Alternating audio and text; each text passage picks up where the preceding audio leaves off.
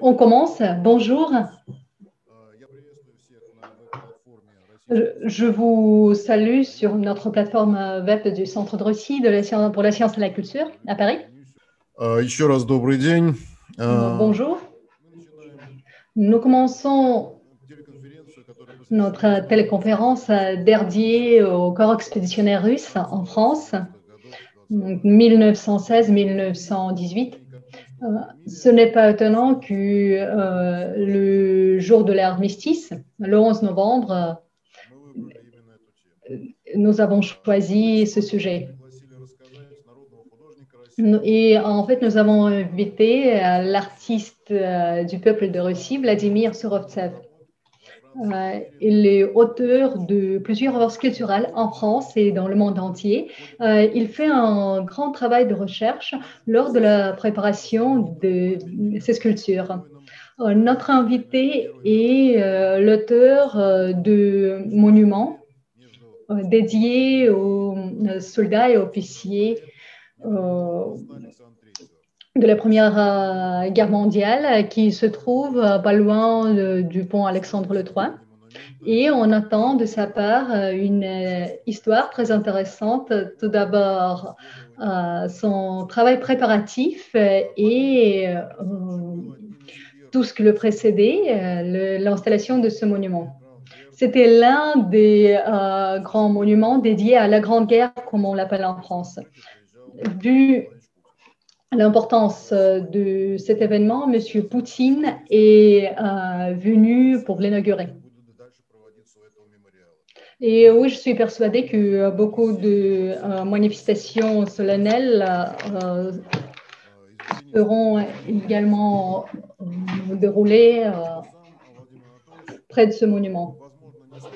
Monsieur Surovtsev, peut-être il ne va pas dire ça lui-même comme une personne modeste, mais en fait, il a une distinction française, distinction honorifique française de très haut niveau.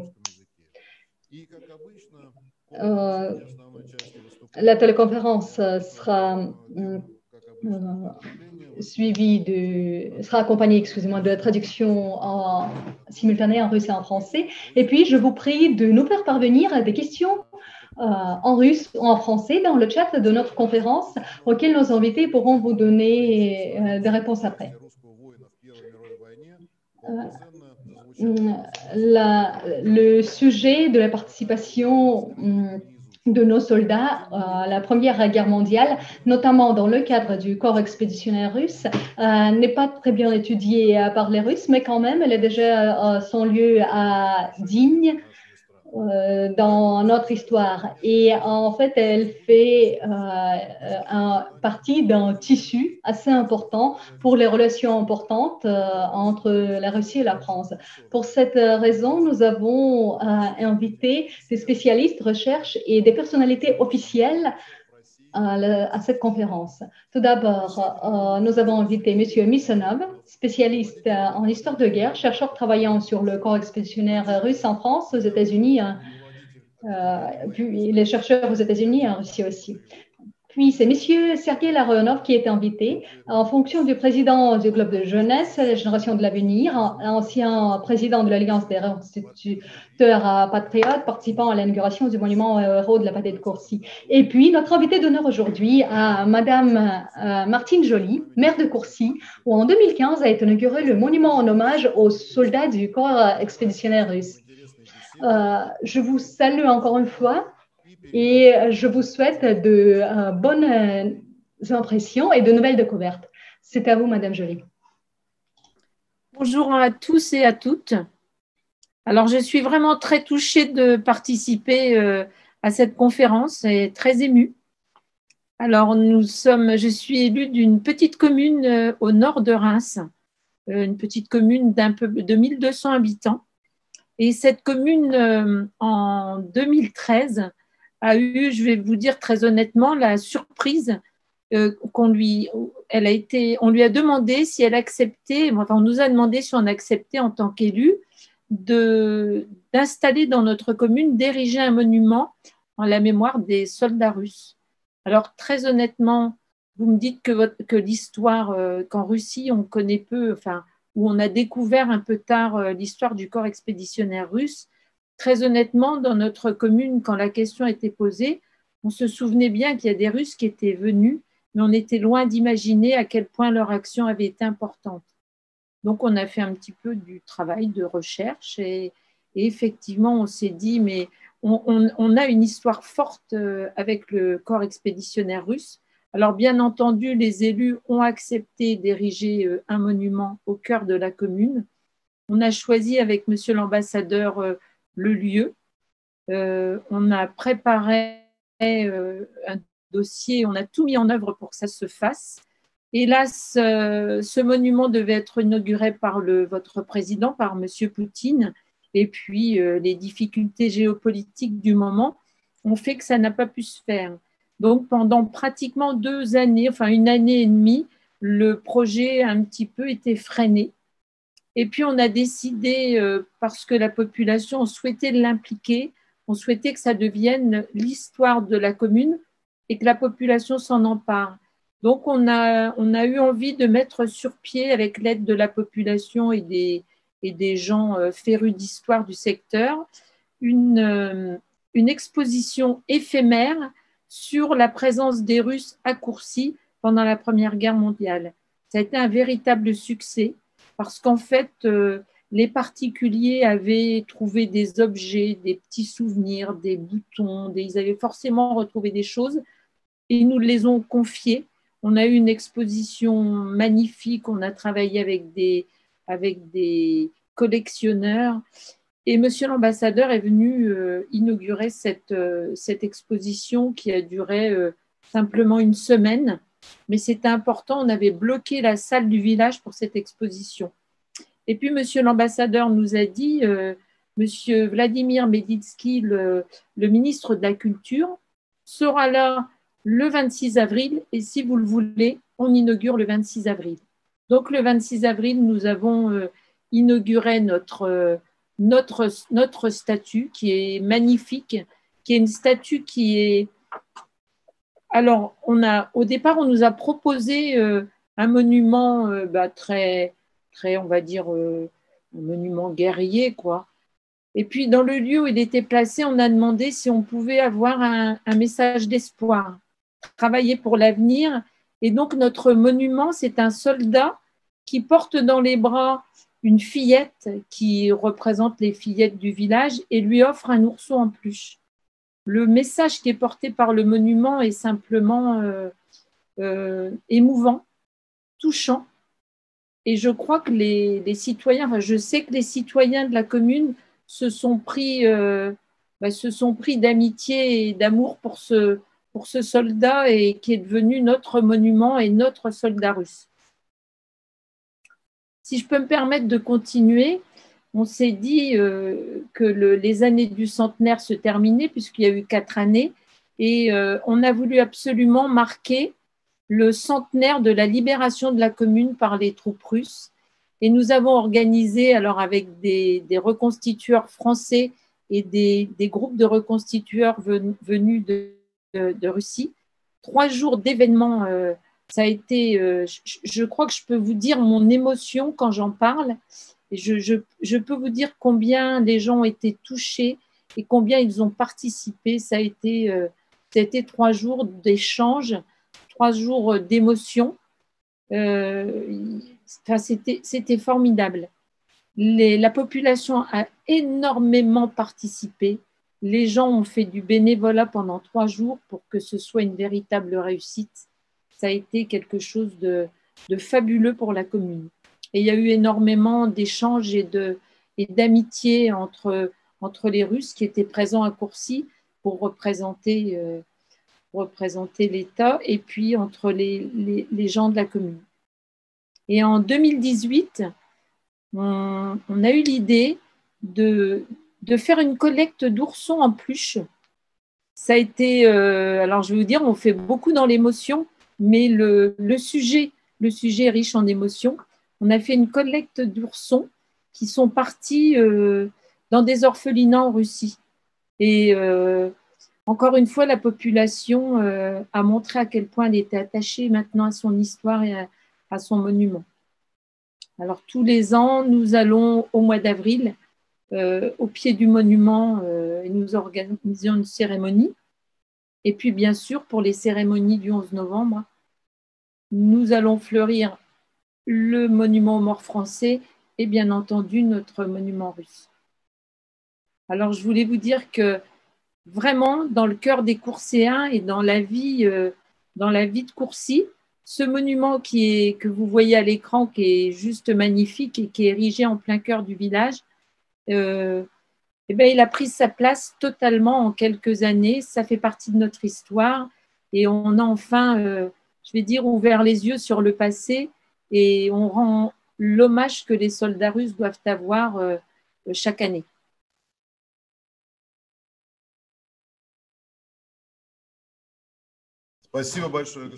Je vous remercie, Madame la maire. Je souhaiterais rajouter juste que l'auteur de cette sculpture est Alexandre Taratinov. Et moi, j'ai été ravie et également en 2015 d'être parmi les participants de cette cérémonie. Et moi, je me souviens bien tout d'abord des habitants de Courcy et également des Russes, mais aussi des écoliers de Courcy, les écoliers russes de l'ambassade. C'était une vraie fête, malgré le fait que l'on parlait des événements tragiques. Moi, je tiens à vous féliciter de nouveau à l'occasion de la journée de l'armistice, qui a une signification importante pour la France. Et j'espère continuer une bonne coopération avec vous. Notre collaboration historique aussi. Nous serons ravis de vous voir chez nous au Centre d'Ossy pour les sciences et la culture. Merci beaucoup. Merci. Et maintenant, je souhaiterais passer la parole à l'artiste du peuple de Russie, le protagoniste d'aujourd'hui, de la conférence d'aujourd'hui, Monsieur Vladimir Soroksev. Je vous en prie. Monsieur Volkov, merci beaucoup. Aujourd'hui, ce sont plutôt des protagonistes votre nom, votre personne, ce sont les diplomates qui sont les personnages principaux aujourd'hui parce que vous faites un travail colossal à votre poste.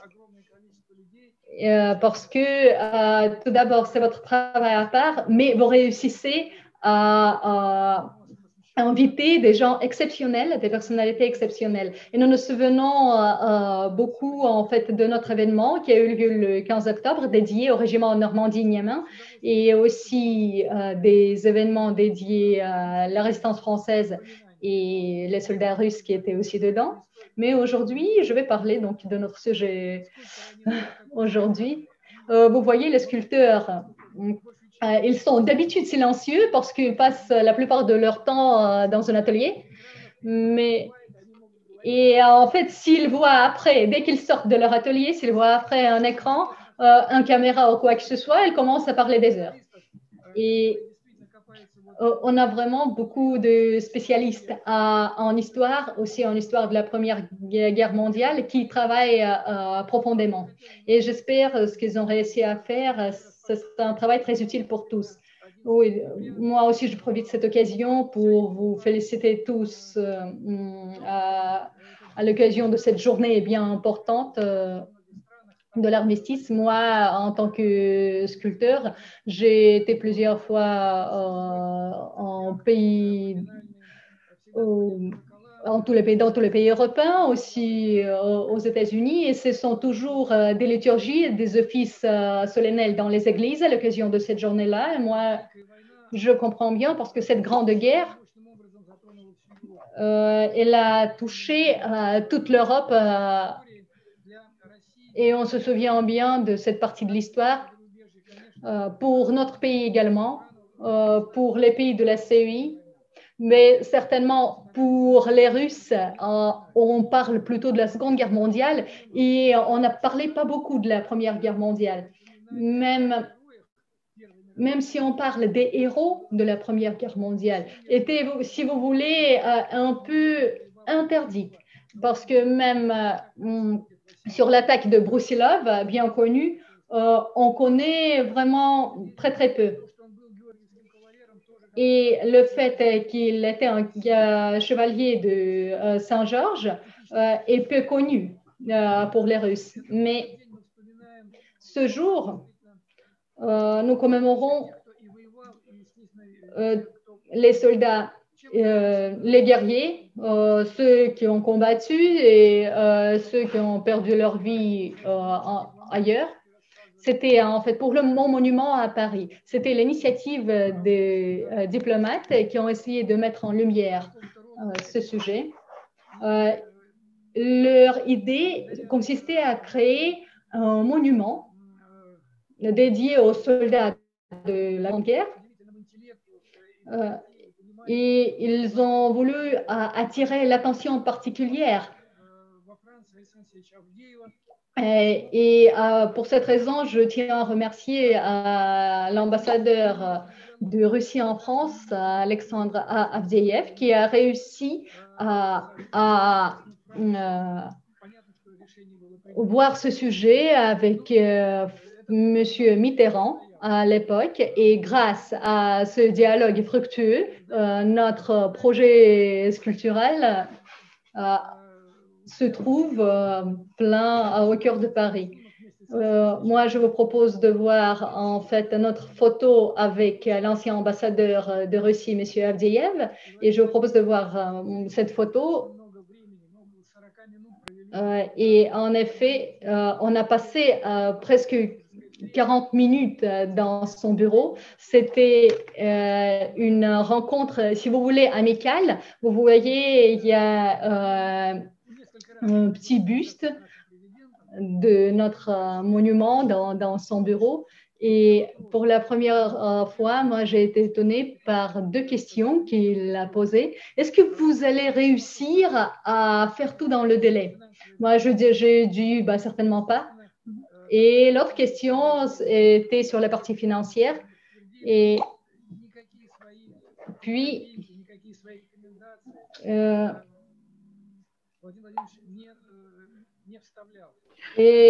vous voyez… C'était une conversation très amicale, très ouverte et très intéressée. Et je voudrais passer à la photo suivante, relative à la cérémonie d'inauguration. Cela a été très bien organisé, une belle organisation avec la garde d'honneur, avec des membres de la garde de Russie, de Moscou, des membres de la garde français, avec des journalistes. Et cela a été une cérémonie très émouvante, très chaleureuse. Ce qui est étonnant, alors, on n'a pas eu beaucoup d'organes de presse en France et en Russie qui ont fait attention à cet événement. Et quelque temps après, certaines personnes, des jeunes d'un groupe musical qui s'est pas très bien manifesté, ils ont peint ce monument avec de la peinture. Et suite à ça, toutes les chaînes françaises sont venues voir ce monument grâce à cet incident. Vous voyez, ils ont peint ce monument. Et grâce à cet incident, un grand nombre de Français et de Russes ont appris l'existence de ce monument et ont appris cette histoire relative au corps expéditionnaire russe. Et comme on dit, à quelque chose malheur est bon, et ça a servi à populariser ce monument. Et si vous me permettez, je voudrais juste continuer encore pendant 3-4 minutes. Et j'ai donc, quand il y a eu ce concours qui a été annoncé, plusieurs maîtres artistes russes ont participé. Et donc, comme Madame la maire a dit, il y avait des scènes qui étaient liées à la guerre, des blessés, des gens qui sont en train de charger. Et donc là, c'est le jour de l'inauguration. Voilà, avec M. Avdeyev, nous sommes amis et grâce à son activité, ont été installés. A été installé le monument à Normandie-Niemen, le monument au maquisard et le mémorial à Noyer-Saint-Martin, réalisé par notre compatriote. Et souvent, on les montre le jour des fêtes en Russie. Ici, vous voyez Sergueï Narishkin à côté de notre monument. Et après sa visite, justement, le monument a été tagué. Et je parle de ça avec ironie parce que, bien sûr, j'ai ressenti de l'amertume quand j'ai vu ça. Quoi que tu fasses, quelles que soient ces actions de protestation, on n'a pas le droit de piétiner la mémoire de ces personnes qui ont versé leur sang, qui ont payé de leur sang et qui ont conquis la victoire et notre liberté, celle des Français. Le mémorial, ce sont des jalons de la vraie histoire qui peuvent transmettre des émotions, des faits pendant des décennies, des centaines d'années. Nous visitons beaucoup de musées. Et il y a des musées liés à la Renaissance, à l'art gothique, consacrés aux chefs-d'œuvre de la Grèce, de Rome. Mais quoi qu'on fasse, avec le temps, nous serons démodés comme les Grecs. Nous serons une civilisation ancienne et j'espère que nos travaux survivront à cela. Et dès que vous avez des situations politiques qui changent, alors, je voulais montrer cette photo relative à ce combat à la baïonnette. Alors, quand on a des changements qui surviennent en termes politiques, on commence à lutter justement pour les monuments. C'est par cela qu'on commence. Et ça a été comme ça dans l'histoire russe, quand on a commencé à détruire des sculptures connues, comme par exemple le monument à Skobelev à Moscou, sur la place Skobelev. Maintenant, ça s'appelle autrement. Il y a un monument à Dolgorouki maintenant, mais notre pays a connu ça en 1917, puis en 1953, après des changements politiques, et il y a eu des destructions de monuments. On a connu ça. Et on sait que ça se passe en Pologne. Durant ces quelques dernières années, en Pologne, on a détruit plus de 300 monuments liés à l'histoire réelle de la Deuxième Guerre mondiale. Et regardez ces bizarreries aux États-Unis. Certains monuments excellents qui ont 150, 200 ans, extraordinaires. Et on voit cette lutte contre ces monuments. Et d'habitude, ceux qui font ça, ce sont des gens qui sont des extrêmes, qui n'ont pas beaucoup d'intellect. Vous voyez. Donc, ici, ce monument, ce travail pour ce monument m'a permis d'apprendre profondément l'histoire et j'ai découvert beaucoup de choses pour moi-même, beaucoup de tragiques, beaucoup de choses héroïques. Et on peut en parler parce que le corps expéditionnaire, en fait, ça s'est passé lorsque déjà on avait des éléments de cette guerre fratricide qui allait suivre après en Russie. Et je voudrais parler de ce monument, combat à la baïonnette. Je vais essayer de parler plus lentement. Quand on a inauguré ce monument en France, Vladimir Vladimirovitch a rappelé cet épisode extraordinaire ayant cité les mots du maréchal Foch. Et c'est le seul territoire de la Russie contemporaine, ancienne Prusse orientale, où ont eu lieu ces combats réels, où l'armée russe, pendant 2 semaines, a jeté ses armées et après, l'armée allemande a dû retiré un certain nombre de ses corps armés de la frontière occidentale et cela a aidé à sauver la France. Et les Allemands ont voulu d'abord combattre vite la France et puis après vaincre la Russie. Et donc, le sacrifice de l'armée russe, comme l'a dit le maréchal Foch, a changé la situation, a sauvé en quelque sorte l'Europe, a aidé à cela en tout cas.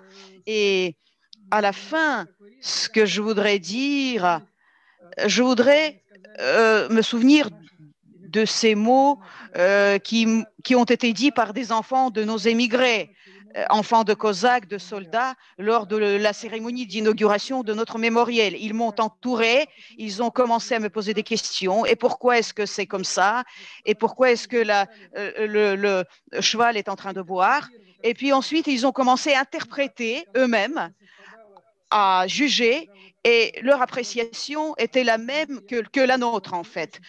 Et on a beaucoup travaillé avec Alexandre Avdieïev.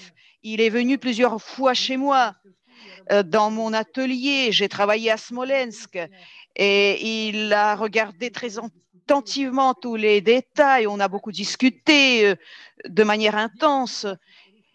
Et donc, les enfants de nos émigrés russes ont dit une chose extraordinaire. C'est notre monument, ont-ils dit. Et tous ces événements liés d'une manière ou d'une autre à l'histoire russe, on va justement les commémorer près de ce monument désormais. J'ai beaucoup visité Paris et j'ai moi-même déposé des gerbes de fleurs et ce travail vit. Il y a beaucoup de touristes qui le voient et actuellement, on a des temps difficiles, une période difficile, mais nous espérons comme nos grands-pères, nous espérons que nous vaincrons, que nous finirons par vaincre toutes les difficultés de cette vie.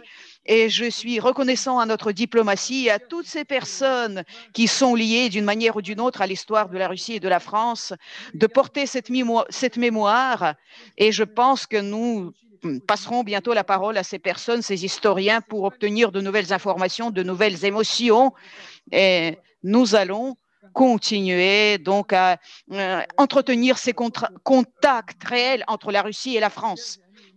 Parce que ces liens, nos liens sont des liens séculaires, sont des liens traditionnels et nos peuples sont amicaux, sont des peuples amis et nous allons avancer. Merci beaucoup. Vous avez très bien dit, votre dernière phrase est très juste. Ce que nous faisons, ça s'inscrit bien dans cette structure, dans ce tissu des liens entre la Russie et la France. Et ça joue un rôle important dans ces liens, dans ces relations. Et j'ai vu que par rapport à ce piédestal du monument au combat à la baïonnette, on voit donc cette inscription aux soldats, aux guerriers de la Première Guerre mondiale. Et on tient compte aussi du contexte français, bien sûr. Et je pense que cette grandeur de l'exploit lors de la Première Guerre mondiale, c'est important et vous y avez contribué à perpétuer ces souvenirs. Et je pense que ne nous disons pas adieu, nous allons continuer notre conversation. Il y a plus de 100 personnes qui nous regardent. Il y a des petits coucous qui nous parviennent d'Ukraine. Il y a aussi des réactions de nos spectateurs français qui ont beaucoup aimé l'intervention de la maire de Courcy, de Madame la maire de Courcy. Et je vous demande de préparer vos questions parce que c'est un sujet qui ne peut pas nous laisser indifférents. Et aujourd'hui, nous avons avec nous un expert très qualifié, un historien qui a des connaissances profondes dans ce domaine. Et je voudrais passer la parole à Sergueï Larionov. Comme je l'ai dit, c'est le chef du club de jeunesse La Génération de l'Avenir, ancien président de l'Alliance des reconstitueurs patriotes. Et ce qui est important pour moi et pour nous, en ce moment, c'est qu'il a pris part à l'inauguration du monument aux héros de la bataille de Courcy et il a dirigé tout un groupe de reconstitueurs qui ont permis de recréer l'esprit de ces combattants de la guerre, de la première guerre. S'il vous plaît, à vous la parole. Je vois que vous êtes en train de brancher le son. Alors, pour l'instant, je n'ai pas de son de votre côté. Messonov Alexandre, est-ce que vous pouvez continuer, vous? Parce que, oui, très bien, vous m'entendez? Je vous entends. Oui, très bien. Donc, c'est vous qui allez continuer. Donc, je passe la parole à Alexandre Missonov, spécialiste en histoire de guerre, chercheur travaillant sur le corps expéditionnaire russe en France, qui travaille dans des archives en France et en russe. S'il vous plaît, je vous passe la parole. Bonjour, chers amis. Merci aux organisateurs de cette conférence parce que tout événement lié au corps expéditionnaire russe est important pour moi. C'est pour moi un sujet personnel, très personnel. Et bien sûr, merci à mon camarade. J'ai eu l'honneur de le connaître à Paris et il en a parlé. Je me souviens d'une épisode curieuse lorsque les événements officiels se sont terminés. Après 5 heures, donc nous devions nous réunir près de ce monument. Et il y avait Yuri Kapilov. Désolé, mais le son est très très mauvais. C'était le fils de Kapilov. Et quand on était près de ce monument, on était en train de communiquer et on regardait. Il y avait quelqu'un qui était à côté de nous. C'était une personne d'une 60aine d'années. Et ils ont parlé et Yuri Vyacheslavovic est venu nous voir et on lui a demandé quel était cet homme. Et donc, Yuri a raconté l'histoire de cette conversation avec ce Français et le Français a dit « À qui est ce monument ?» Et Yuri a dit « C'est un monument aux soldats russes qui ont combattu du côté français. » Non, c'est un monument lors de la Deuxième Guerre mondiale. Non, non, c'est un monument de la Grande Guerre. Est-ce que la Russie a pris part à cette guerre? Oui. Et de quel côté? Vous voyez, c'est un épisode un peu comique, c'est-à-dire que ce Français ne savait pas ces informations sur le corps expéditionnaire. Et comment je suis venu à ce sujet? Je ne suis pas historien. Donc, mon ancêtre, donc, il a reçu cette croix de Saint-Georges pour avoir pris le mont Tsepin. Et il y a eu un grand succès du 5e régiment des bataillons russes. Et cette attaque a été qualifiée de brillante.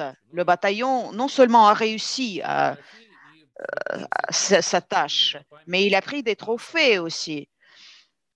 Et donc, il y a un monument à la gloire de ces soldats, de cette 3e brigade spéciale d'infanterie. Et donc, j'ai réussi à trouver des documents relatifs à cette brigade. Et mon grand-père, donc, a participé à cette bataille et il a reçu donc cette croix Saint-Georges pour cet exploit. Est-ce qu'on m'entend? Je n'entends rien, je n'entends personne. On vous entend très, très, très mal. Je pense que c'est un peu dur pour les interprètes. Est-ce que vous nous entendez? Parce que le son est assez mauvais, avec beaucoup de retard et avec des interférences. Donc, dans ce cas, Je ne sais pas. C'est difficile de traduire dans ces conditions parce qu'il y a des interférences. Est-ce que je dois parler lentement? Non, non, en fait, il y a des interférences toutes les 5 secondes, c'est-à-dire qu'il y a des retards et puis ensuite, le sens se perd parce qu'on n'entend pas les noms topographiques et cela va être très difficile. Donc, ce que je propose, oui.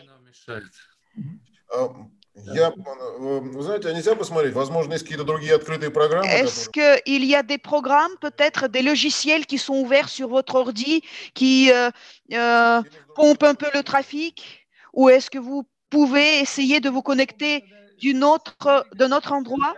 Ou alors peut-être on peut essayer de parler à Sergueï Viktorovitch et Alexandre va essayer de régler le problème. Bon, on va essayer peut-être de passer à Sergueï Viktorovitch. Est-ce que vous nous entendez? Sergueï, est-ce que vous nous entendez? Sergueï Larionov, est-ce que vous nous entendez? Vladimir, alors bon, vous prenez le relais alors, parce que je pense que vous avez beaucoup de matériaux, beaucoup de documents, vous pouvez parler de plein de choses, vous pouvez parler de cette période, de l'histoire du monument hein, et du corps expéditionnaire. Très bien, je prends le relais. Donc on va on va attendre jusqu'à ce que nos amis règlent leurs petits soucis techniques. Et ce que je voudrais dire, c'est mettre l'accent sur la chose suivante. Aujourd'hui, nous rendons hommage à tous les participants de la Grande Guerre. Et aujourd'hui, j'ai eu des coups de fil intéressants. Les gens savent que nous organisons cette téléconférence et on m'a demandé de dire cela. Près de Moscou, il y a la ville d'Istra que tout le monde aime, tous les moscovites, tous ceux qui le connaissent. Ils ont un monastère extraordinaire. Et dans cette ville, il y a un des théâtres très anciens de la région de Moscou, créé par des mécènes avant la Révolution. Et lors de la Grande Guerre, dans ce théâtre, on a installé un hôpital. Et la direction du théâtre veut installer là un monument donc aux sœurs, à toutes ces infirmières qui ont travaillé là. Et ils se sont adressés à moi aujourd'hui et j'ai confirmé que bien sûr on allait le faire dès que les circonstances nous le permettent. Et le deuxième point, c'est que des gens de Samara ont insisté, ont dit avec joie, ont demandé qu'on fasse un monument, une variante de ce monument qui a été inauguré à Paris. Parce qu'un des régiments a été formé à Samara. Donc la géographie s'élargit, le nombre de personnes liées à cette histoire commune s'élargit. Et cela, je l'aime beaucoup. Qu'est-ce que c'est ces plaques commémoratives, ces insignes, ces monuments? Tout cela, grâce à cela, nous informons beaucoup de personnes de cette histoire parce que des articles, c'est très bien, mais souvent, ça ne tient pas longtemps. Il n'y a que les historiens qui s'intéressent à ça. Un film, c'est bien aussi. C'est intéressant, mais ça a aussi des limites. Un spectacle, c'est bien. Mais quand tu fais un monument, ça peut durer longtemps et ça peut fonctionner comme un jalon, quelque chose de visible, d'émotionnel, qu'on peut voir. Et c'est un prétexte aussi pour, analyser ces monuments et l'endroit est choisi très bien parce que à côté, et ça je l'ai observé plusieurs fois, à côté de la Seine, il y a aussi un port pour des bateaux.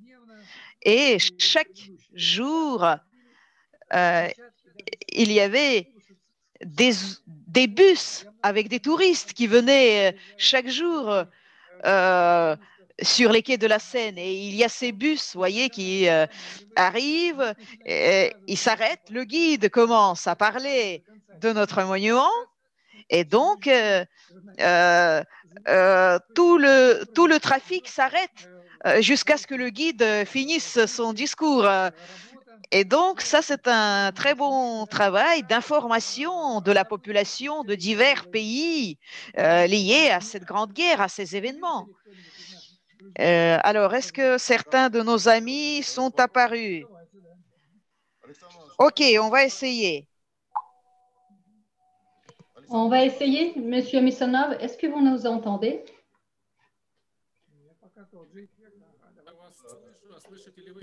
Oui, je vous entends bien. Oui, je crois que le son est bon, on essaie de continuer. Je recommence donc dès le début. Je vous prie de continuer pour ne pas revenir. On a quand même entendu.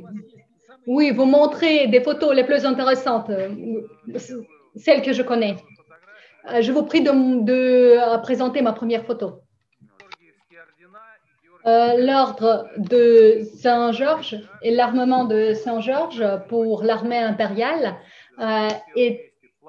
étaient les éléments d'honneur et ainsi que des insignes d'honneur qui étaient au premier rang sur la poitrine.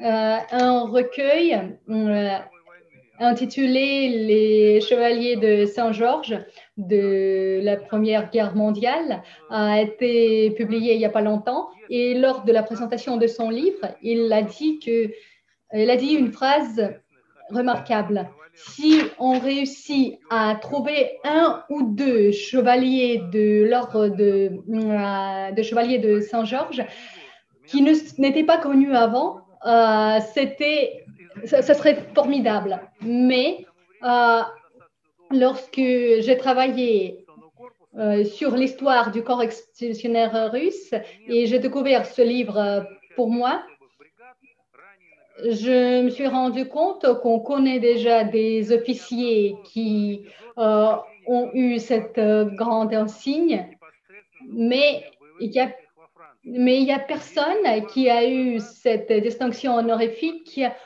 pour ces batailles en France. Et puis, à l'université à New York, j'ai réussi à trouver ce décret numéro 133, cet ordre du 10 juin 1917. Le général Zankiewicz, qui était le représentant russe en France, en fait, il avait le même potentiel que le général de l'armée. Et ainsi, à la base de ces documents, on a trouvé 23 officiers chevaliers de Saint-Georges qui n'étaient pas connus avant.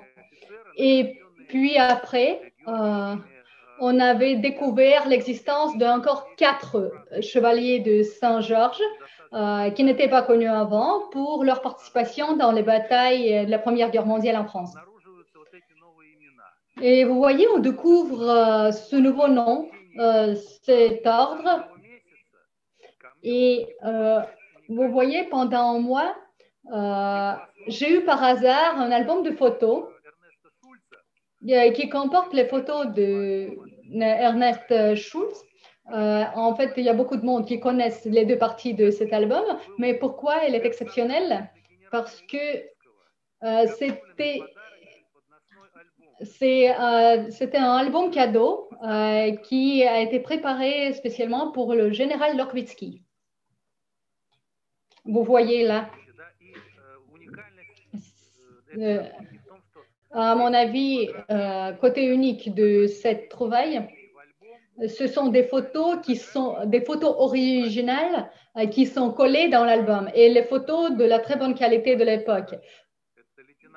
Et vous voyez un lieutenant d'Hong Kong en bas à droite. C'est lui qui a aidé à envoyer les troupes à l'Extrême-Orient.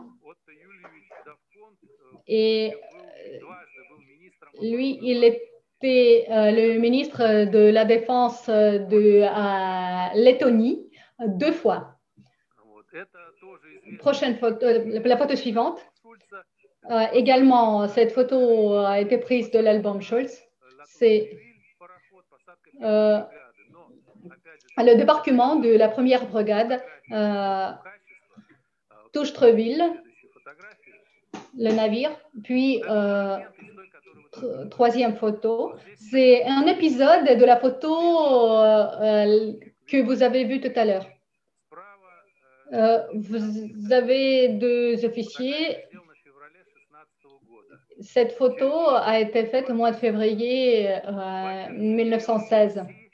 Et puis, dans la bataille de Courcy, les 2 ont perdu leur fille et les 2 ont été décorés à titre posthume et aussi ils ont obtenu cette distinction honorifique très haute de l'attribution de l'armement des insignes de Saint-Georges.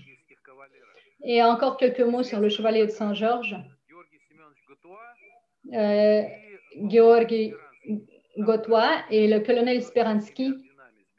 On voit, pas sur cette photo, mais d'habitude, on voit sur les photos qu'ils portent des insignes de Saint-Georges sur la poitrine, mais on n'a pas, pas trouvé l'information comment et sous quelles circonstances ils ont obtenu cette distinction honorifique.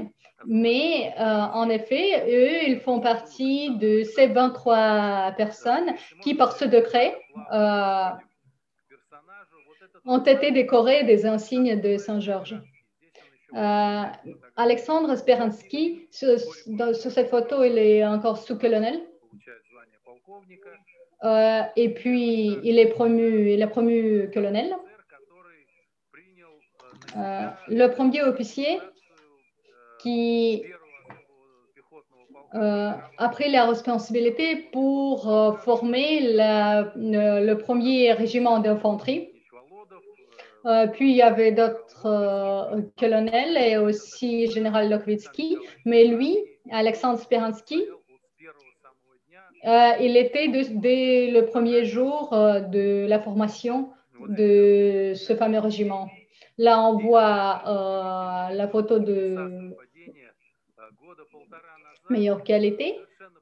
Et il y a 1 an et demi, une petite coïncidence que je voulais raconter une petite histoire. Moi, j'ai dû contacter le musée de la culture russe à San Francisco. J'ai essayé de trouver les données sur l'un des officiers que je trouvais dans un journal intime. Et moi, j'ai eu une personne au téléphone qui m'a donné des renseignements et parce que cette personne habitait à San Francisco. Et puis, elle me pose la question, la dame, collaboratrice du musée, est-ce que vous connaissez Alexandre Speransky? Vous voyez, dans nos archives, depuis plus de 50 ans, nous avons, si vous voulez, une vraie valise avec ses archives personnelles chez nous et personne a travaillé là-dessus. Et vous voyez, Alexandre Speransky, vous voyez l'épisode, un petit morceau de son journal intime. Lorsqu'il n'a pas encore été promu colonel, il a rédigé son journal. C'est son dessin à la main. Et en fait, jusqu'à l'arrivée à Marseille, jusqu'au mois d'avril 1921, avec l'heure précise, avec le lieu d'affectation, avec tout. Vous voyez tous les détails. On voit des azimuts, longitude, toutes les nuances. Et vous voyez, ce sont ces archives personnelles touchées par personne pendant plus de 50 ans. Cette photo, on la connaît très bien. C'est en fait Elle fait partie du premier album d'Ernest Schulz, intitulé À travers des mers et des océans en France. Et vous voyez, on voit des noms de famille de tous les officiers du premier régiment d'infanterie à la main. Vous voyez quelques lettres en crayon. C'est donc issu de son premier album qui lui a appartenu. Pourquoi elle a travaillé si soigneusement? Cette photo, elle fait partie également de son album personnel. Là, ce sont des ordres et des renseignements.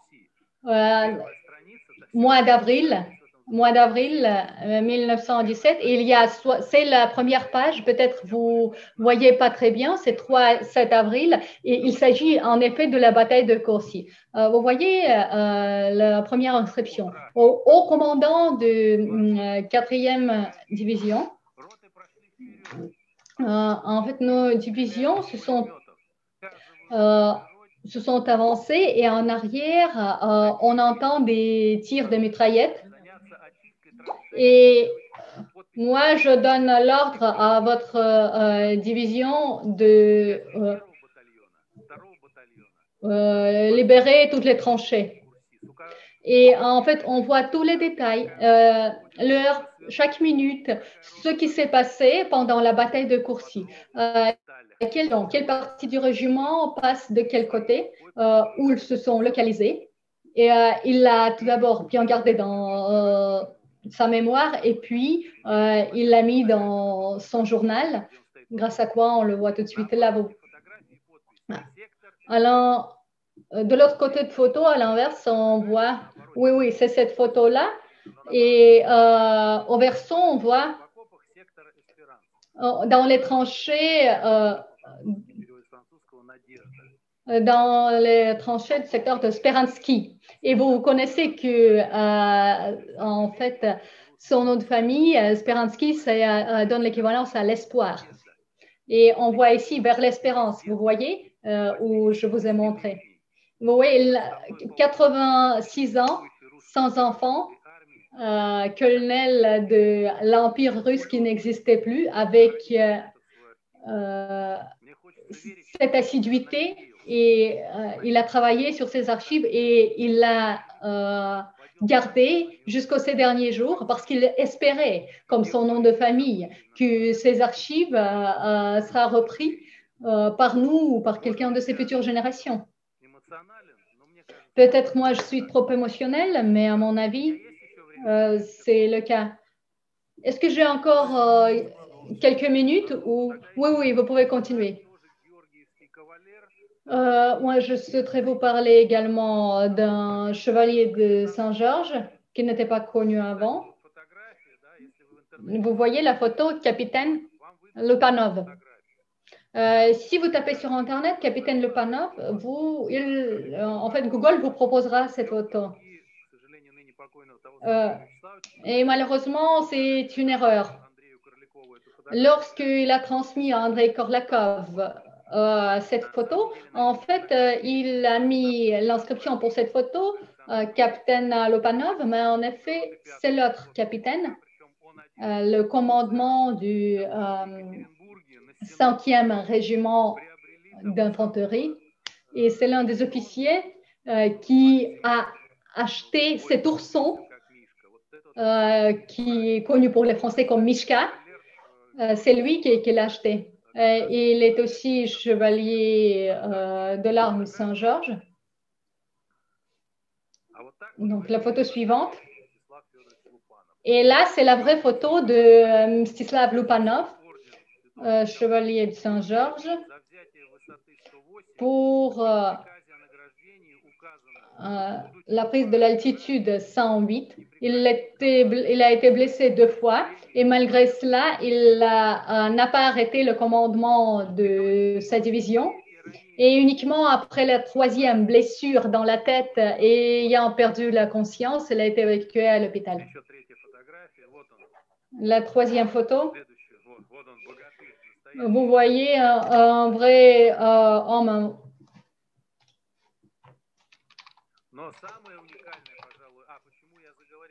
Pourquoi j'ai commencé à parler un vrai Hercule, comme sur la photo? Pourquoi j'ai commencé à parler de Lopanov? Parce que l'année dernière, sa petite fille, Galina, nous a transmis. Moi, on a fait notre connaissance juste par hasard. Elle habite dans un tout petit village près de Lyon. Et vous voyez, Galina, dans son grenier, elle a une petite valise de son père. Je ne sais pas ce qu'il y a dans cette valise, des documents, des décrets ou quelque chose. Galina, elle parle plus russe, elle l'a oublié. Mais dans quelques mois, nous avons réussi à persuader Galina de transmettre cette valise avec le document à Moscou dans les archives du musée russe. Et moi, en fait, je travaille sur l'inventaire de ces archives et prochainement, on va le transmettre en entier. Vous voyez cette cathédrale en fait, qui se trouve au cimetière de Saint-Hilaire.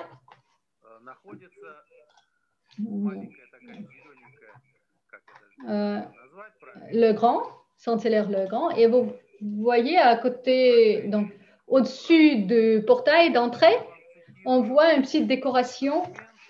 Moi, je vous donne la citation d'un document. Vous le verrez.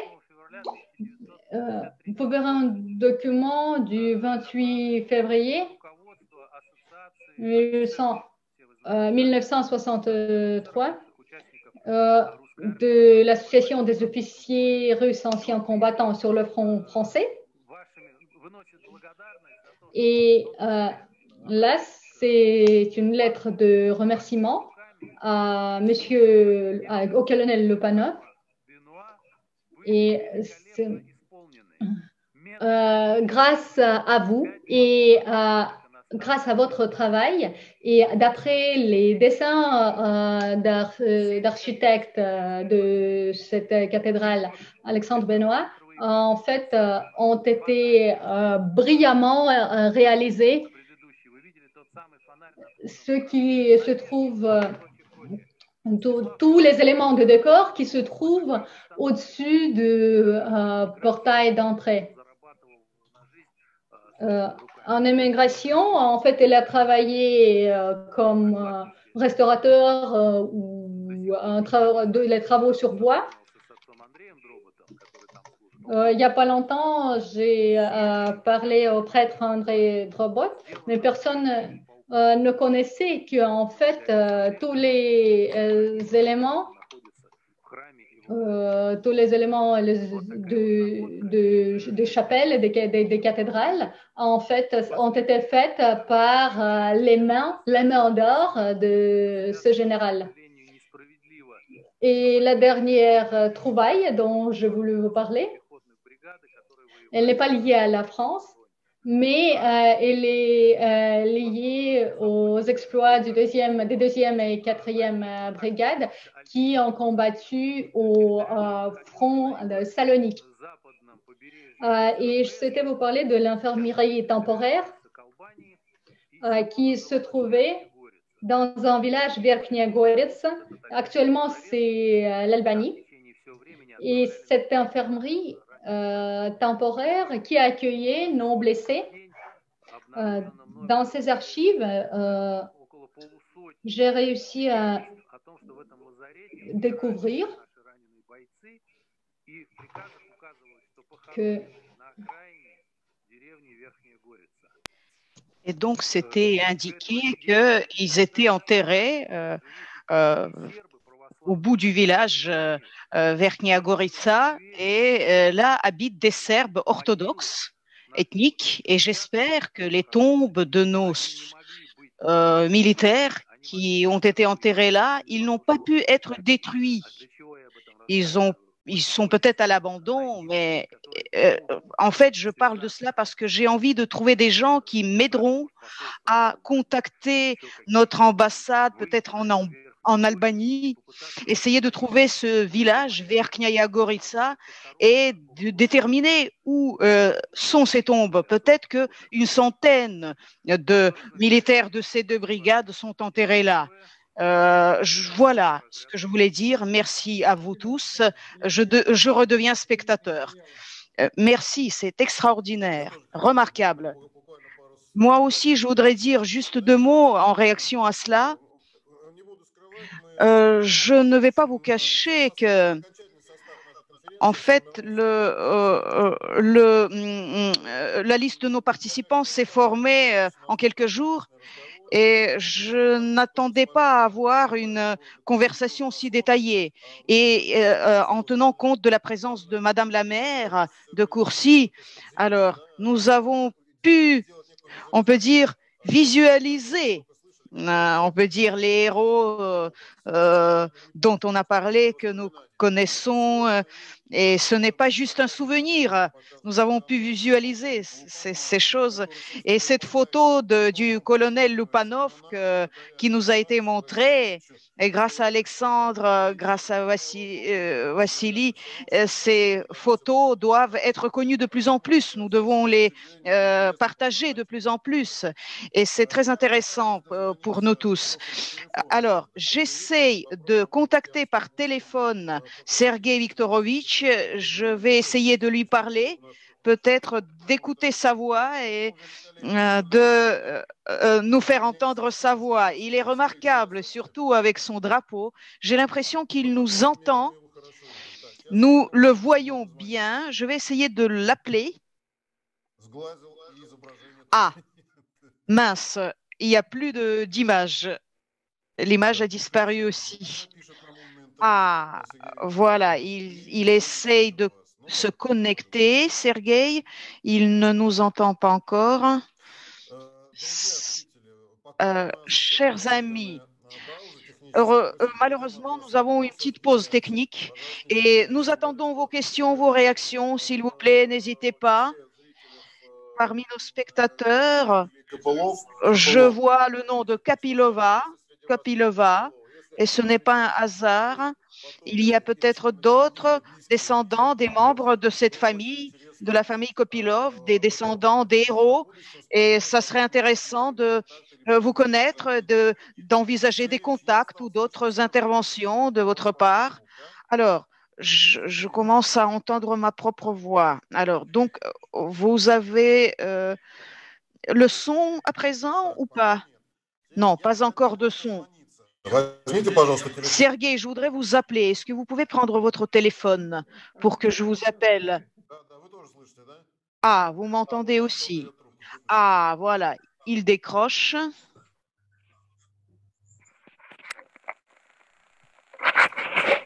Allô. Allô? Allô. Allô? Alors, Alors, je vais meubler un peu cette pause. Vous savez, aujourd'hui, je voudrais me souvenir, même si aujourd'hui on parle du corps expéditionnaire, mais vous savez que cette guerre s'est passée dans toute l'Europe. Et je voudrais parler d'un sujet. Il y a quelques années, grâce à nos diplomates, mon équipe a pu poser 2 monuments en Hongrie, à Esztergom. C'est la première capitale de Hongrie et c'était un petit village. La Hongrie faisait partie de l'Autriche-Hongrie, n'est-ce pas, à l'époque? Et là, dans ces camps de prisonniers, plusieurs milliers de nos concitoyens ont péri. Et grâce aux diplomates, aux prêtres franciscains qu'on avait contactés, donc on a pu installer ce monument. Pourquoi j'ai parlé de ça? Nous avons fait une inscription sur ces 2 monuments à la mémoire de nos alliés romains, italiens, serbes et russes, à tous ces soldats. On était alliés à l'époque et on voulait souligner cela, réunir tous ceux qui, à l'époque, avaient combattu à nos côtés. Et j'espère que peut-être on pourra établir une communication, un espoir d'établir cette communication avec notre ami. Alors non, il est en train d'établir une connexion. Il n'y a pas encore de son, donc vous pouvez continuer. à parler. Vladimir, parlez-nous de TIL. J'ai voulu vous demander, poser une question sur cela. Notre pays, l'année prochaine, va célébrer le 80e anniversaire du début de la Deuxième Guerre mondiale. Ça a commencé le 22 juin. Et donc, on va célébrer le 80e anniversaire de la bataille de Moscou. C'est l'une des premières victoires de l'armée rouge, ce qui a changé dans une large mesure le destin, le cours de toute cette guerre patriotique et de la Deuxième Guerre mondiale. Mais comme on le sait, une grande partie du territoire de l'URSS s'est retrouvée occupée par l'ennemi et plus de 70 millions de personnes se sont retrouvées dans cette zone d'occupation occupée. Et nous savons bien que l'Allemagne nous a attaqués donc il y avait parmi ces forces armées allemandes, il y avait des forces autrichiennes, bulgares, hongroises et beaucoup d'entreprises en Europe travaillaient pour la Wehrmacht et presque toute l'Europe occupée a donc contribué, à aider, disons, la Wehrmacht et l'URSS a essayé comment dire, de se défendre, de se protéger. Et sur ce territoire occupé, on a créé des groupes souterrains, des groupes de maquisards, et certaines filles de ces groupes de la région de Pskov, de la région de Leningrad, de Biélorussie, de Briansk. Certaines de ces jeunes filles se sont retrouvées en France, en Lorraine, dans un camp de prisonniers. À la fin de la guerre, ils ont fait une action le 1er mai. Elles ne se sont pas présentées pour travailler. Elles ont mis des chiffons rouges et elles ont pu se sauver. Et une personne de ce camp, et donc ces personnes se sont sauvées, on a essayé de les rattraper et des camarades français de la résistance ont aidé ces jeunes filles, leur ont procuré des armes et donc on les a prévenus, la guerre va se terminer bientôt, c'est pas la peine de risquer votre vie. Mais les filles ont dit non, non, notre pays combat tout entier et on va aussi combattre. Et ces filles ont créé leur groupe de partisans, de maquisards, et ont combattu dans des forêts en France et ont transmis des informations. Et après la libération, elles ont été gratifiées par le général de Gaulle. Elles ont reçu des décorations et avec des collègues de Biélorussie, on espère l'année prochaine inaugurer ce monument à ces filles maquisardes parce que c'est un sujet à part consacré à ces femmes combattantes et c'est unique sur le territoire de la France. Donc, c'est important de parler de ces jeunes filles ayant combattu sur le territoire de la France. Alors, je vais réessayer, on va continuer ce sujet, mais je vais quand même essayer de connecter encore une fois Sergueï par téléphone. Essayez, allez-y. Oui. Bonjour, chers membres de la conférence. Je veux saluer tout d'abord Madame Joly. Nous avons visité la France en tant que reconstitueur et Madame Joly, je vous salue de la part de tous les participants de notre voyage en France. On continue, j'espère que on entend bien. On planifiait de nous réunir chez moi avec tout le groupe. J'espère que Mariana Sakharova peut être présente. Et elle plaisante, elle a une journée de travail de 6 heures.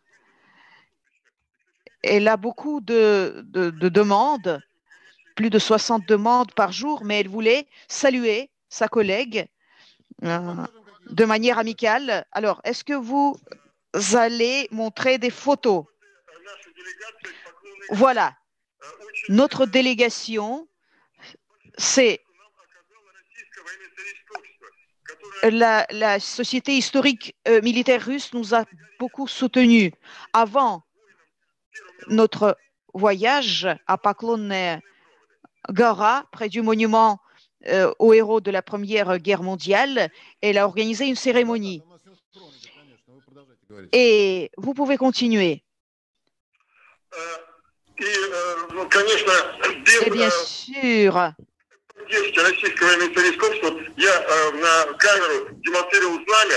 alors, vous voyez, j'ai montré ce drapeau que vous voyez. L'esprit de ce drapeau va nous aider. J'espérais que l'esprit du drapeau allait nous aider à nous connecter. Alors, quand on met cet uniforme de la Première Guerre mondiale ou la Deuxième Guerre mondiale, on essaye de nous imprégner de cette histoire glorieuse de l'armée russe et on essaie de s'imprégner de cet esprit militaire et c'est un grand plaisir pour nous. Et quand on a un soutien du pays d'accueil, c'est encore mieux. Alors, je vois Madame Martine Joly sur cette image, non? Non, je ne vois pas. Alors, on regarde avec nos spectateurs cette image avec ce dépôt de gerbes près du monument à Courcy. Hein? Nous avons notre première rencontre à Mourmelon. Et lors du 100e anniversaire du début de la guerre, il y a eu une cérémonie organisée par l'association des descendants des militaires du corps expéditionnaire russe en France. Et nous avons apporté plusieurs drapeaux, dont le drapeau rouge. Et on a amené le drapeau tricolore russe. Et ses descendants, donc, ont organisé cette cérémonie. Et après, Madame Obalenskaya, directrice de cette association de vétérans, d'anciens combattants, donc, ils nous ont accueillis de manière chaleureuse. Et je dirais que vraiment nos concitoyens nous ont très bien reçus. Ce qui m'a frappé, c'est que ces descendants d'officiers russes transmettent le flambeau aux jeunes. Et on a eu une soirée après la cérémonie et en fait, ils chantent les mêmes chansons que nous. Ces chansons russes, ces chansons militaires. Et je vois sur mon écran votre livre « Les routes de la gloire ». Est-ce que vous direz deux mots là-dessus? On a édité ce livre où on a parlé de ces campagnes du corps expéditionnaire russe. Et ce qui nous a frappé agréablement, c'était le directeur du musée de la Pompelle, du fort La Pompelle. Il était en vacances, mais quand il a appris qu'on était là, il est revenu, il a ouvert le musée, il nous a fait une visite guidée et il y a eu des rencontres inoubliables à Courcy. On a eu des réceptions chaleureuses. Et vraiment, ce sont de grands amis à nous. Ça a été un voyage extraordinaire. On voudrait continuer nos contacts, nos relations. Et on invite chez nous, Madame Madame la maire de Courcy. On l'invite à venir chez nous. Et c'est devenu un endroit très visité, très vraiment très connu. Et venez chez nous, venez nous voir. Alors, à la fin, je vais vous montrer des photos avec votre participation que j'ai trouvées sur Internet. Voilà, c'est vous qui portez l'uniforme de la Deuxième Guerre mondiale et vous tenez par la main Churchill, hein, qui est très ressemblant. Hein. C'est une belle photo. Hein. Merci beaucoup de votre participation. En tant que reconstitueur, vrai reconstitueur, nous avons surmonté tous les obstacles techniques et nous avons quand même réussi à parler. Restez en ligne et nous continuons. Merci beaucoup. Et voilà. Alors, le chat n'a pas fonctionné très bien, mais là, il remarche, le chat. Donc, je voudrais demander à notre administrateur technique, Vladimir Anatolievitch. D'habitude, on essaye de ne pas inclure les participants pour intervenir, mais je voudrais trouver Alexandre Yeremkin parmi les participants pour qu'il puisse dire quelques mots sur le projet de construction du monument à Samara, qui a un lien direct au sujet qui nous préoccupe aujourd'hui. Je pense qu'on va le voir bientôt. Donc, le micro est allumé. Est-ce que vous nous entendez? Oui. On ne vous voit pas, malheureusement. Si vous branchez la caméra, vous pouvez, on va vous voir.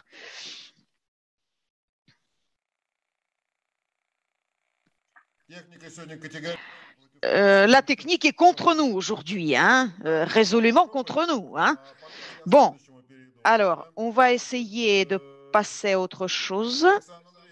Alexandre Andreev dit « Merci pour cette conférence. Mon arrière-grand-père, Kolchanov Andrei, était participant du corps expéditionnaire.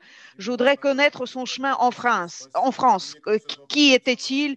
Quelles étaient ses décorations? Peut-être c'est une question à Alexandre qui pourrait dire quelque chose. » Oui, est-ce que vous m'entendez? Oui.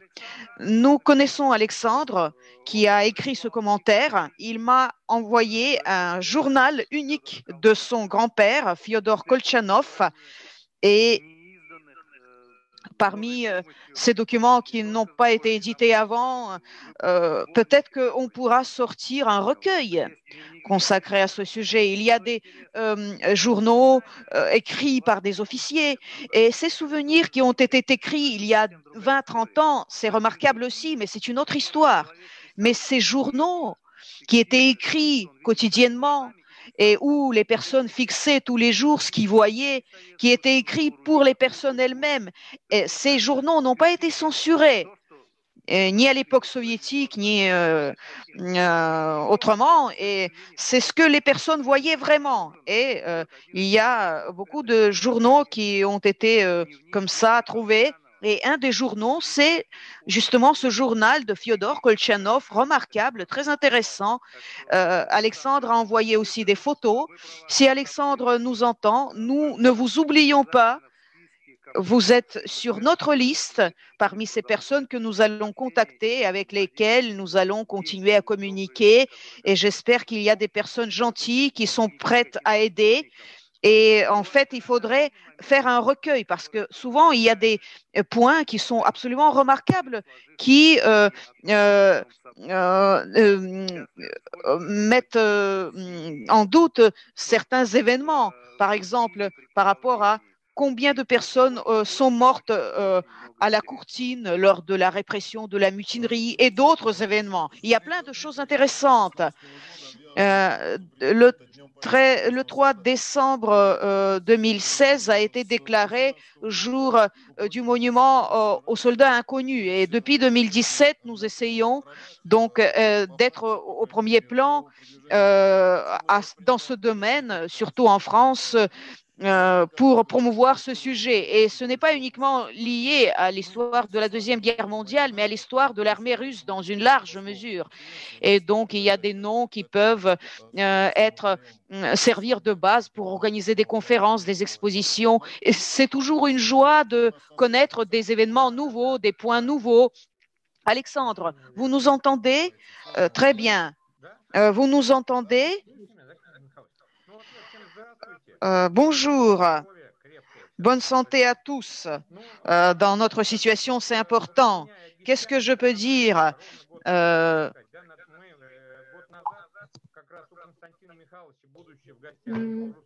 Il y a un an, lorsque M. Volkov nous a accueillis l'année dernière dans ses locaux, au Centre de Russie pour la science et la culture, nous avons fait la première de notre film dédié au Centre de Russie pour la science et la culture, dédié au corps expéditionnaire russe.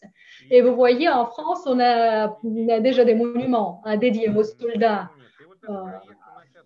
du corps expéditionnaire russe, mais en Russie, il n'y en a pas. On n'a aucun monument consacré à ce régiment. Et heureusement, nous avons déjà un soutien de la part de la Société de l'histoire de guerre russe. Et moi, j'ai fait connaissance avec M. Sorovtsev.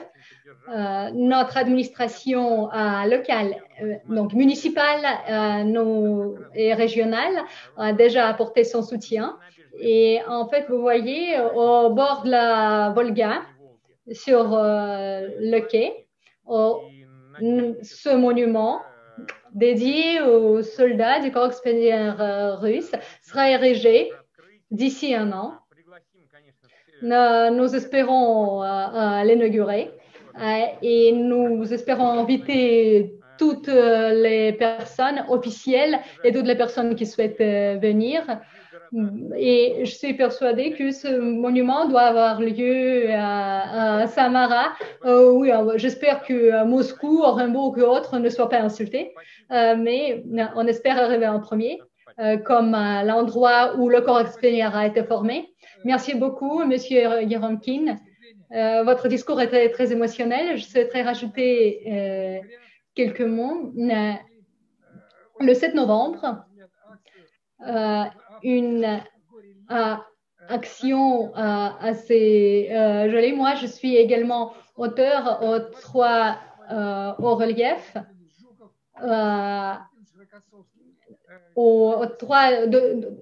Moi, je suis auteur de 3 hauts reliefs dédiés à la Première Guerre mondiale. Et en fait, le 7 novembre a été inauguré le haut relief consacré à la victoire dans la Seconde Guerre mondiale. En fait, 2 de ces reliefs sont partis à Samara. Et sur ce relief, nos 2 grands maréchals sont sculptés, maréchal Zhukov et maréchal Rokossovski. Et je suis ravie que Samara a pu accueillir cette sculpture. Parce que dans cette ville, tous nos corps diplomatiques à l'époque, dans la ville de Koibuchev, a été déplacé. Et également, il y a une sculpture à Général Skobelev où on connaît bien une histoire avec le pognon de Samara. Ceux qui connaissent bien l'histoire, ils connaissent cette histoire de drapeau, de pognon. Et Samara aime et fait tout le nécessaire pour sauvegarder l'histoire. Et il tient à souligner la mémoire de tous les soldats et de ceux qui, au prix de leur vie, ont combattu jusqu'au dernier jour. La France et la Russie sont les 2 pays, à part certainement la Grèce, la Serbie, parce que dans la Première Guerre mondiale, tout a commencé par la Serbie. Donc, merci beaucoup à nos collègues à Samara. Et moi, je suis ravie d'entendre, si vous voulez, les résultats de notre rencontre de l'année dernière. Vous voyez, vous n'étiez qu'au début de votre projet au mois de décembre de l'année dernière et maintenant, vous avez beaucoup avancé et l'année prochaine, apparemment, vous serez à son point culminant. Nous avons programmé notre conférence d'aujourd'hui pour 1h30, mais si nos invités, nos traducteurs nous permettent, moi, je joue un peu du football et on fait un temps, je prends un peu de temps additionnel. On a encore 9 messages dans notre chat. Anna Romansky nous remercie beaucoup pour cette conférence. Puis Olga Traverse nous remercie également de cette conférence parce qu'il a appris beaucoup de choses qui ne sont pas du tout connues. Et puis un message de Tatiana Gordieva à Moscou. À Moscou, récemment, a été publié un livre de conservateur du musée de Luberetz, d'un mesure de Moscou, sur l'un des officiers du corps expéditionnaire russe, Monsieur Botko. Et lui, dès son enfance, il ne s'est pas séparé de son ourson de peluche. Et maintenant, cet ourson, ce petit ours, il fait partie de l'exposition dans ce musée. Dans ce musée à Luberetz.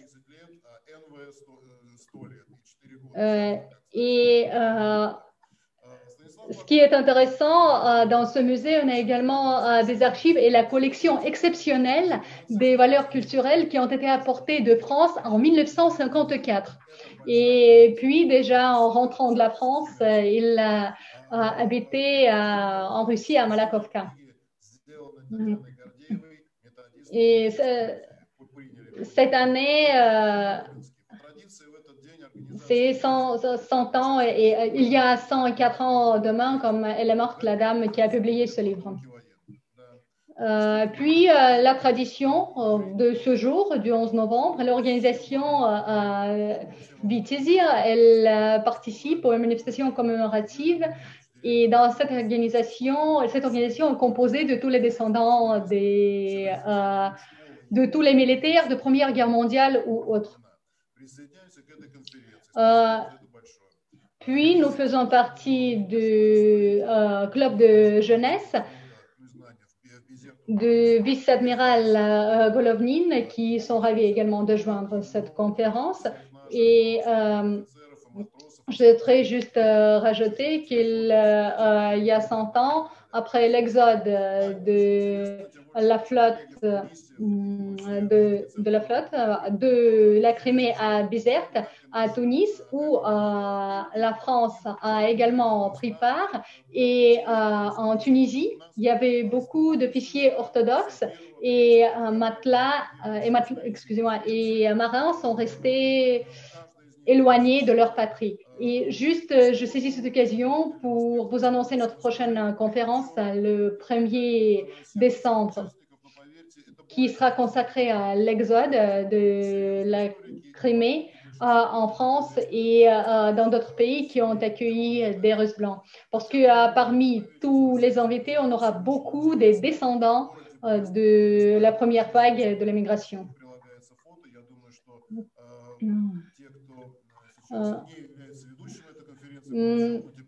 Puis un message de Tatiana et en fait elle nous joint la photo de la ville de Brest en Biélorussie où il y a également un monument en hommage des soldats du corps expéditionnaire russe.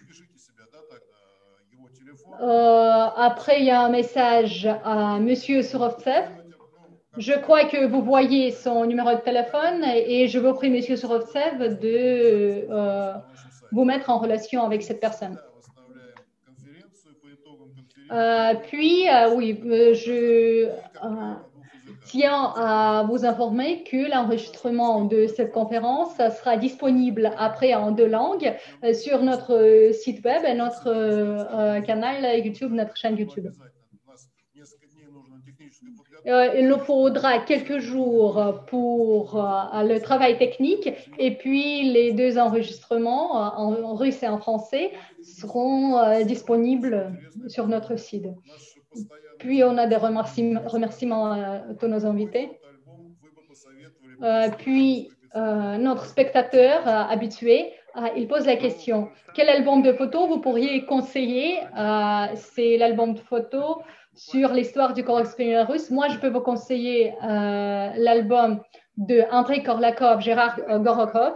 C'est un album très connu. Et Monsieur Gérard Gorokhov, il nous a quittés il y a très peu de temps.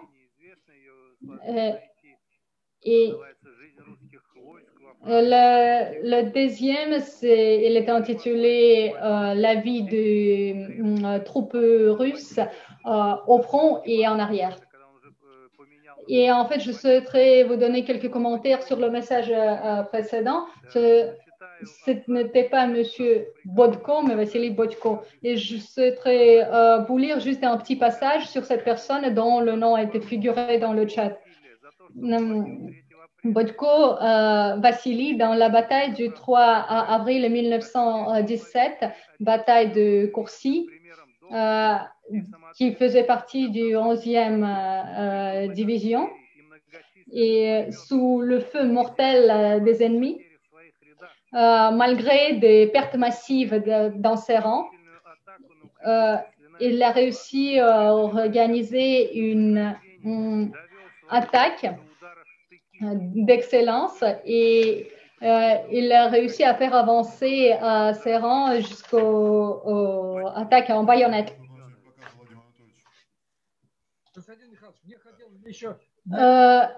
Moi, en fait, je souhaiterais également vous conseiller un album bien connu à les mémoires du maréchal Molenovski. En fait, ce sont des chroniques très passionnantes. C'est la réponse à la même question. Merci de vos recommandations.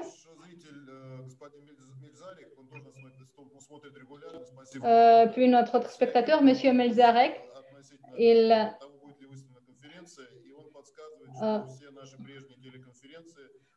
nous dit que toutes les conférences, oui, en fait, vous pourrez voir dans le chat le lien sur notre chaîne YouTube pour toutes les conférences précédentes.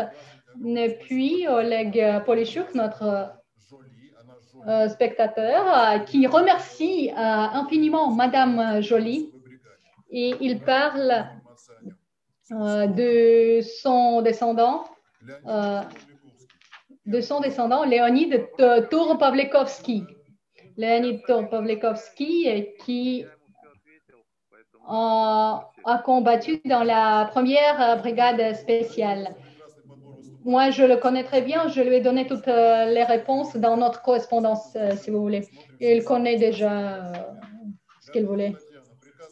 Puis Tatiana Gordieva, le décret sur la remise des insignes Vassili Bodko a été trouvé par Alexandre Misonov, notre invité aujourd'hui. Merci beaucoup, Alexandre. Moi, je souhaiterais savoir, est-ce que vous vous êtes intéressé avant aux prisonniers français pendant la Seconde Guerre mondiale internés sur le RSS? Parce que mon grand-père faisait partie de ce camp. Moi, je peux vous donner la réponse.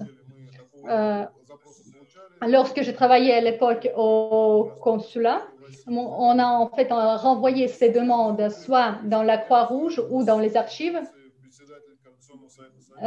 Et vous voyez, en France, nous avons le président du Conseil de coordination des compatriotes, historien. Il s'intéresse beaucoup à ces informations. Donc, vous pourrez trouver juste sur Internet Georgi Shepelev, qui pourra vous renseigner sur des prisonniers de guerre.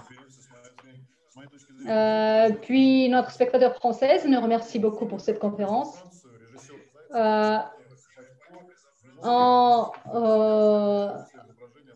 En Russie, le réalisateur Zaïtsev a fait un film. Ils sont morts pour la France et il y a des épisodes de Bodko. Et en fait, je vous ai envoyé en fait l'image de la couverture du livre, le héros oublié de la guerre oubliée.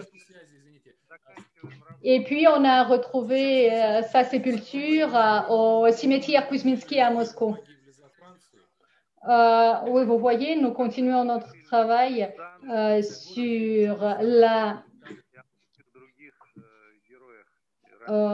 sur la suite de ce film. Ils sont morts pour la France. C'est le même réalisateur, Sergei Zaïtsev. Et normalement, à la fin de ce film, à la fin de cette année, le film sera prêt. En fait, est-ce qu'on pourrait faire l'exposition commune au musée des Invalides, donc aux Invalides à Paris, une exposition consacrée au corps expéditionnaire russe? La réponse du directeur, oui, on essaie, c'est une bonne idée.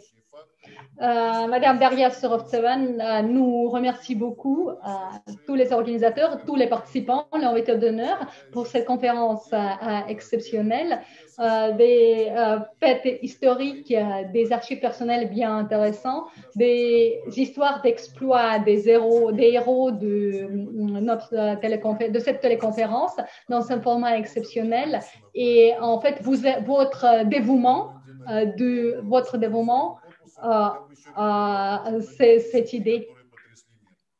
Et moi, de mon côté, il y a un spectateur qui recommande aussi un livre de John Reed, 10 jours qui ont ébranlé le monde. Moi, pour conclure, je souhaiterais m'adresser à tous les participants. Je tiens à vous adresser ma reconnaissance. Je suis vraiment reconnaissant parce que ce sujet, il demande une attention particulière. Et ce que nous avons réussi à faire aujourd'hui, c'était plutôt juste, vous voyez, une idée de démarrer le cycle à ce sujet. Je tiens à remercier tout d'abord Madame le maire. Vu votre emploi bien chargé, vous nous avez consacré tout votre temps. Pendant toute la conférence, vous étiez de nos côtés. Merci beaucoup. Je remercie tous nos experts qui nous ont présenté des informations bien intéressantes et des recherches qui n'étaient pas connues avant. Et je tiens à remercier nos interprètes. Aujourd'hui, c'est un sujet assez difficile. Tout d'abord, il s'agit de l'histoire. Il y a du vocabulaire un peu spécial. Parfois, la rapidité des discours, mais on espère que en fait, nous avons réussi. Notre technicien, et je vous remercie beaucoup aussi parce que vous avez eu pas mal d'épreuves techniques aujourd'hui. Et à la fin de la tradition, c'est notre tradition. J'invite tous les participants, tous ceux qui sont devant leur caméra et leur micro. Donc, je vous propose de prendre une photo de nous tous. On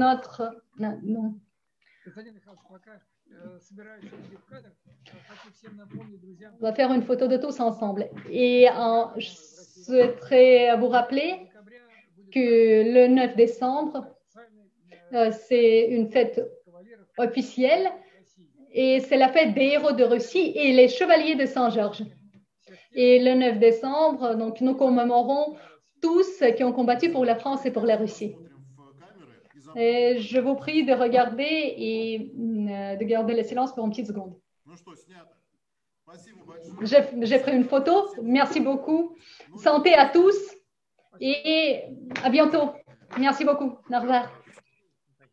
Merci.